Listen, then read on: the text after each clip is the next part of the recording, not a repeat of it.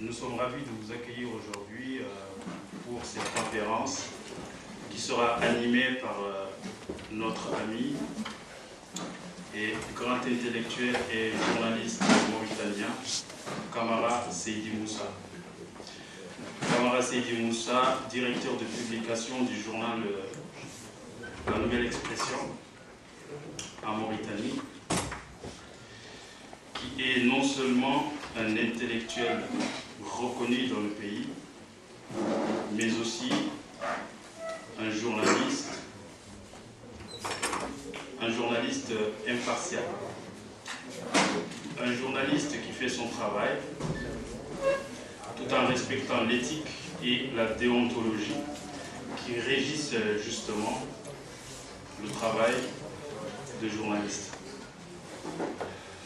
Alors, Kamara Seydi Moussa, directeur de publication de la Nouvelle Expression, est aujourd'hui l'invité de deux organisations qui militent pour la défense des droits de l'homme en Mauritanie.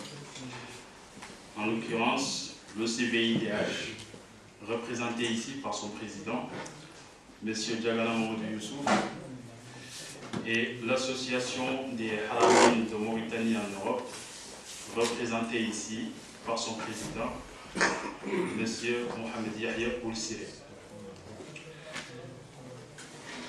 Nous remercions Kamara d'avoir accepté notre invitation, d'avoir répondu à notre invitation. Ceci étant, il est important quand même de souligner que Kamara Seydi Moussa n'est ni avec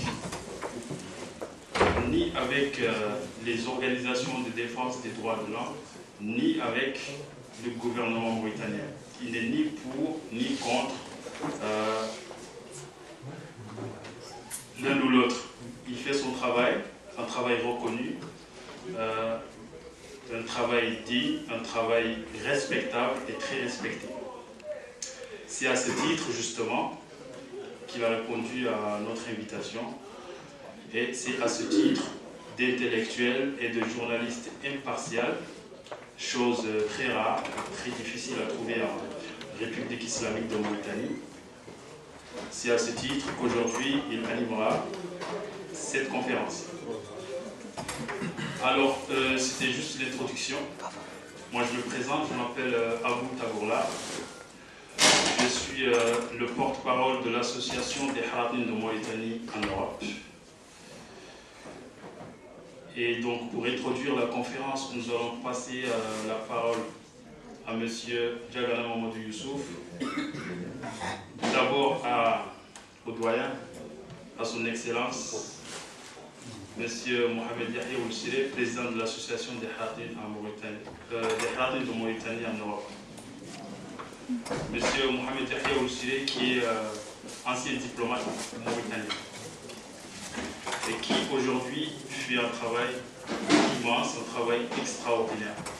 Bon, il aura l'occasion d'en parler et il aura aussi l'occasion de porter à votre connaissance, pour ceux qui ne le savent pas, son travail et ses publications. Donc, après la parole des présidents, nous donnerons l'occasion à M. Kamara, qui est notre invité, de donner sa conférence. Après la conférence de Kamara, vous serez invités, très chers amis, à poser vos questions et à lancer le débat. Voilà, je vous remercie d'être venus et la parole est à M. Mohamed Yahya Oulsiré, président de l'association des Haramines de Mauritanie.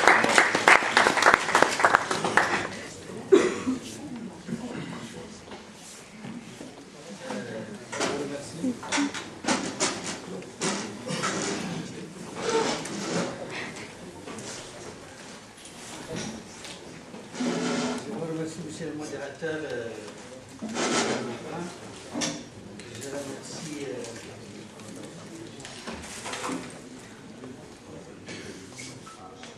je remercie Monsieur Kamara Seydi, qui est le journaliste qui vient d'être présenté par le modérateur. Vous connaissez sa certains d'entre vous le connaissent,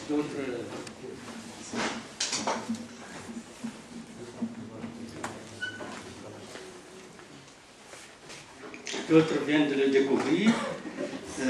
C'est un grand journaliste qui a osé écrire en Mauritanie.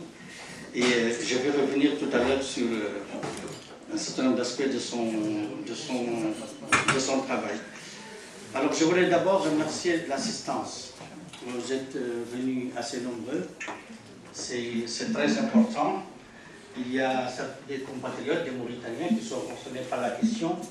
Mais il y a aussi d'autres qui sont des étrangers, non pas aux questions mauritaniennes, mais au statut de Mauritanien, et qui sont là aussi. Je les remercie. Donc, vous contribuez par votre présence à la réussite de cette conférence.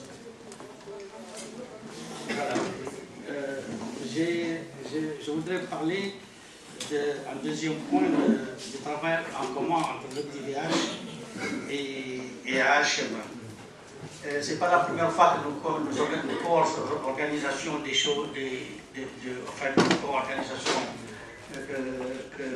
nous organisons ensemble des conférences ou du travail en commun.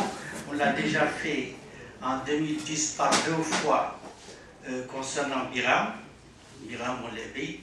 Lorsqu'on lui a saisi le passeport, on a fait un travail en commun de sensibilisation pour que son passeport lui soit restitué. On l'a fait en deuxième position aussi, deuxièmement par rapport à la prison qu'il a connue en 2010. Donc on est habitué à travailler ensemble. Aujourd'hui, nous recevons M. Sidi Moussa Kamara, qui est journaliste de Nouvelle Expression, dont le crime est simplement d'avoir créé un journal et qui est libre de parole, avec une expression libre, et qui s'exprime sur les questions qui concernent tous les Mauritaniens, à savoir le racisme et l'esclavage. L'esclavage et le racisme. Voilà. Pour cela, il subit des pressions. Des pressions politiques, des pressions morales, des pressions aussi financières. Nous en sommes certains, psychologiques, comme disait M. Degana. Et ça, c'est ce qui tue la liberté en Mauritanie. Il faut que vous sachiez qu'il y a beaucoup d'hommes en Mauritanie de par l'histoire qui se sont levés contre ces injustices. Mais chaque fois, on arrive à les étouffer. Pour des raisons, pour d'autres.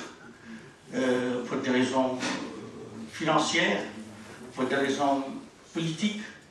On les fait subir des pressions au point où ils renoncent à ce qu'ils vont faire. Je suis certain, sans être dans les confidences, c'est la première fois que je le vois de visu, qu'il a subi les mêmes pressions. Et que donc il continue à les subir. Et notamment des pressions, y compris de la part de ses parents. On va intervenir auprès de ses parents pour leur dire M. Kamara sort du chemin. Il doit choisir une autre voie, c'est de la facilité, c'est d'être un admirateur du régime, il peut réussir plus facilement. Voilà qu'il va échouer, qu'il est ceci, qu'il est cela. Ça, c'est une forme de pression. On va aussi l'interdire, enfin, on lui permettra de ne jamais avoir, de ne jamais bénéficier des publicités publiques qui sont une source importante en Mauritanie, dans un état où le secteur privé n'est pas très développé. On interdira aussi au secteur privé de les financer. Donc voilà, toutes ces pressions tendent à étouffer son action. Et c'est très important qu'il puisse bénéficier d'un appui à la fois interne en Mauritanie et extérieur pour qu'il sorte des griffes de l'État. Vous savez, l'État mauritanien n'a peur de personne.